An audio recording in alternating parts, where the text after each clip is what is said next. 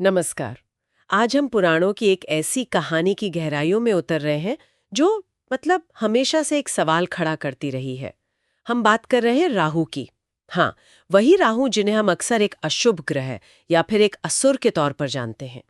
लेकिन सवाल ये है कि ये राहु जिनकी शुरुआत ही देवताओं के कह सकते हैं विरोध में हुई थी, वो आखिर देवादिदेव महादेव भगवान शिव के इतने बड़े भक्त कैसे बन गए? जी, ये सवाल वाकई बहुत दिलचस्प है। हमारे पास जो स्रोत है वो इसी जटिल और रोचक बदलाव की कहानी बताते हैं। ये सिर्फ एक पौराणिक कहानी नहीं है, बल्कि इसमें ना परिवर्तन, स्वीकृति और भक्ति की जो शक्ति है उसके गहरे संकेत छिपे हैं। बिल्कुल। तो चलिए इस पर अपनी चर्चा शुरू करते हैं और राहु के असुर से शिव भक्त बनने की इस अद्भुत यात्रा को परत दर परत समझने की कोशिश करते हैं। जरूर। ठीक है, तो कहानी कहाँ से शुरू होती है? मुझे लगता है सबसे पहले राहु की पृष्ठभूमि, उनका बैकग्राउंड समझना जरूरी है। हाँ बिल्कुल, स्रोत यही बताते हैं कि राहु का जो असली नाम था वो स्वरभानु था। स्वरभानु। जी, और वो दैत्य कुल से थे, यानी असुर थे। और उनकी कहानी का जो सबसे अहम मोड़ है वो आता है समुद्र मंथन के समय। हाँ, समुद्र मंथन, वो तो एक बहुत बड़ी घटना थी। जी हाँ, जब देवताओं और असुरों ने मिलकर अमृत पाने के लिए क्षीर सागर को मथा था। कहानी ये है कि जब अमृत कलश निकला तो उसे देवताओं में बांटने की योजना थी। अब स्वरभानु वो काफी चतुर थे। उन्होंने सोचा कि भाई अगर अमृत सिर्फ देवताओं को मिल गया तो असुर तो हमेशा के लिए कमजोर पड़ जाएंगे। और यही उन्होंने वो चाल चली जिसने सब बदल दिया, है ना? बिल्कुल, वेश बदलकर, मतलब देवताओं का रूप धरकर, वो चुपके से सूर्य और चंद्रदेव के बीच में जाके बैठ गए। और अमृत पी लिया? ये तो बड़ी हिम्मत का काम था भाई। हाँ, कह सकते हैं ये उनकी महत्वाकांक्षा थी या दुस्साहस, लेकिन ये चालाकी पकड़ी गई। अच्छा। कैसे? जैसा वर्णन आता है, सूर्य और चंद्रमा ने उन्हें फौरन पहचान लिया और उन्होंने तुरंत भगवान विष्णु को इशारा कर दिया। भगवान विष्णु जो मोहिनी रूप में थे उस समय? जी, वही जो अमृत बांट रही थी।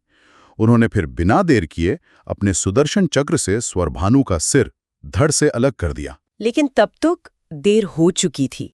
मेरा मतलब है अमृत। सही कहा आपने, चक्र चलने से पहले अमृत उनके गले तक पहुंच चुका था। तो बस उनका सिर अमर हो गया और यही अमर सिर बाद में राहु कहलाया और नवग्रहों में शामिल हुआ। अच्छा, और धड़ का क्या हुआ? वो जो धड़ था वो केतु बना। वो भी एक ग्रह माना गया। लेकिन खैर, आज तो हम राहु पर बात कर रहे हैं, उस अमर सिर पर जिसका देवताओं से पहला सामना ही इतना नाटकीय रहा। तो अब हमारे पास एक अमर सिर है, राहु। लेकिन यहां से शिव भक्ति का रास्ता कैसे खुला? मतलब वो तो देवताओं के दुश्मन खेमे से थे, उन्हें सजा मिली थी। ये थोड़ा समझ नहीं आ रहा। हाँ, और यहीं पर कहानी का सबसे दिलचस्प और शायद सबसे गहरा पहलू सामने आता है। ये हमें सीधे भगवान शिव के स्वभाव की ओर ले जाता है। शिव के स्वभाव की ओर कैसे? देखिए, स्रोत हमें बताते हैं कि शिव सिर्फ देवों के देव महादेव ही नहीं है, उन्हें भूतनाथ या भूतेश्वर भी कहा जाता है। भूतनाथ, इसका क्या मतलब हुआ? इसका मतलब है वे भूतों, प्रेतों, पिशाचों, गणों और हाँ, असुरों के भी नाथ हैं, उनके भी स्वामी हैं। अच्छा, तो ये भूतनाथ वाली बात बहुत महत्वपूर्ण है। मतलब शिव की शरण में जाने के लिए आपका देवता होना जरूरी नहीं? बिल्कुल नहीं, यही तो शिव तत्व की खासियत है। शिव का दरबार सबके लिए खुला है। वो जन्म, कर्म, जाति, कुल इस आधार पर कोई भेद नहीं करते। उनका प्रेम, उनकी करुणा वो सबके लिए है। वो संहारक हैं पर उतने ही बड़े आश्रय देने वाले भी हैं।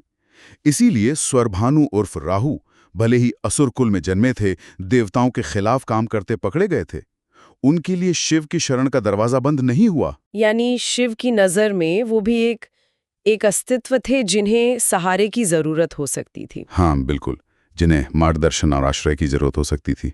ये जानना तो वाकई बहुत गहरा है। तो राहु जो अब सिर्फ एक अमर सिर थे, उनके मन में क्या चल रहा था? क्या अमरता मिलते ही वो संतुष्ट हो गए थे? स्रोत कुछ बताता है इस बारे में? स्रोत इशारा करते हैं कि अमरता पाने के बाद भी राहु एक तरह से बेचैन थे, दिशाहीन थे। अच्छा। हाँ, अब सोचिए ना, शरीर नहीं है, सिर्फ सिर है। देवताओं ने दंडित किया है, अमरता तो मिल गई, पर शायद उसका कोई उद्देश्य नहीं था। उन्हें एक स्थायी पहचान चाहिए थी, एक भूमिका, शायद सम्मान की भी तलाश थी। अमरता अपने आप में काफी नहीं होती ना, अगर उसके साथ कोई सार्थकता न जुड़ी हो सकता है उनके अंदर अपनी असुर पृष्ठभूमि से ऊपर उठने की एक छटपटाहट भी रही हो। और इस छटपटाहट ने, इस तलाश ने उन्हें कहाँ पहुंचाया? ये तलाश उन्हें ले गई कैलाश पर्वत, भगवान शिव के निवास स्थान पर। कैलाश, और वहां उन्होंने क्या किया? वहां उन्होंने शिव जी को प्रसन्न करने के लिए अत्यंत कठोर तपस्या शुरू की। और ये कोई ऐसी वैसी तपस्या नहीं थी। इसमें गहरा आत्म अनुशासन, इच्छाओं का दमन और परम सत्ता के प्रति पूरा समर्पण शामिल था। तपस्या, ये शब्द पुराणों में बार बार आता है। देवता भी करते हैं, असुर भी करते हैं। इसका क्या महत्व है? मतलब राहु के लिए इसका क्या मतलब था? देखिए, तपस्या जो है वो पौराणिक कथाओं में ईश्वर या बड़ी शक्तियों को प्रसन्न करने, उनका ध्यान खींचने और उनसे वरदान पाने का एक स्थापित और बहुत शक्तिशाली जरिया माना गया है। हाँ, ये तो है। आपने सही कहा, बहुत से असुरों ने भी तपस्या के बल पर बड़ी शक्तियां पाई हैं। राहु का ये कदम उनकी जबरदस्त इच्छा शक्ति दिखाता है।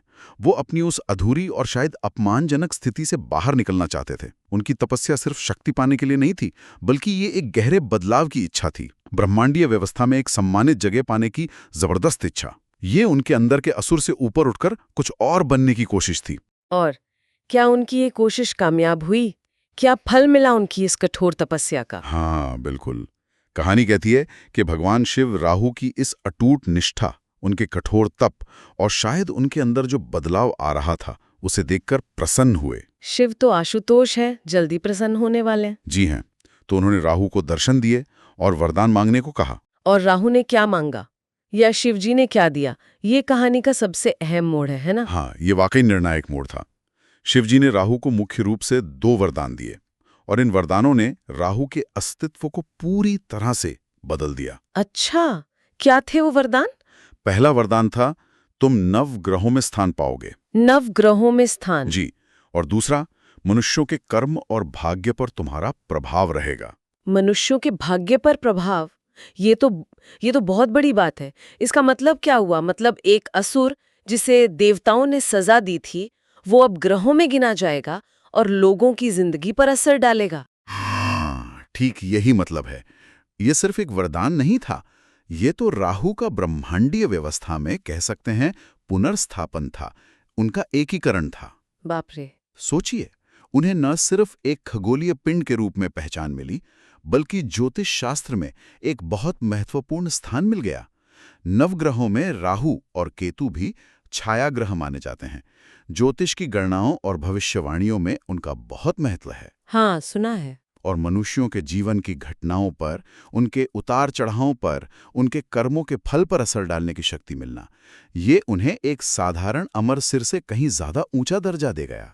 तो इस वरदान ने राहु की पूरी पहचान ही बदल दी। वो अब सिर्फ एक सजा पाए असुर का सिर नहीं रहे। बिल्कुल नहीं। अब वो भगवान शिव के भक्त थे, उनकी कृपा पा चुके थे। वे अब नवग्रहों में शामिल एक पूजनीय, हाँ, हालांकि अक्सर लोग उनसे डरते हैं, पर एक सम्मानित खगोलीय शक्ति बन गए थे। उनकी वो असुर वाली पृष्ठभूमि पीछे छूट गई थी। उनका परिवर्तन पूरा हुआ। असुर स्वरभानु से अमरशिर राहु, फिर कठोर तपस्वी और आखिर में भगवान शिव की कृपा से एक प्रभावशाली ग्रह और शिव भक्त। ये उनकी यात्रा का शिखर था। ये पूरी कहानी, ये सिर्फ एक घटना का बयान नहीं लगती। जैसा आपने शुरू में कहा था, इसमें गहरे संकेत हैं। स्रोत भी इसी तरफ इशारा करते हैं। क्या आप उन संकेतों पर थोड़ी और रोशनी डाल सकते हैं? हाँ, जरूर। देखिए, ये कहानी हमें कई स्तरों पर सोचने पर मजबूर करती है। पहला और सबसे साफ संदेश तो यही है कि सच्ची भक्ति और समर्पण वो किसी के जन्म, कुल या पृष्ठभूमि के मोहताज नहीं होते।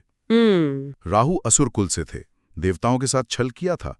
फिर भी जब उन्होंने सच्चे मन से शिव की आराधना की, तपस्या की, तो शिव ने उन्हें न सिर्फ अपनाया बल्कि ऊंचा दर्जा भी दिया। तो ये दिखाता है कि बदलाव मुमकिन है, चाहे अतीत कैसा भी रहा हो।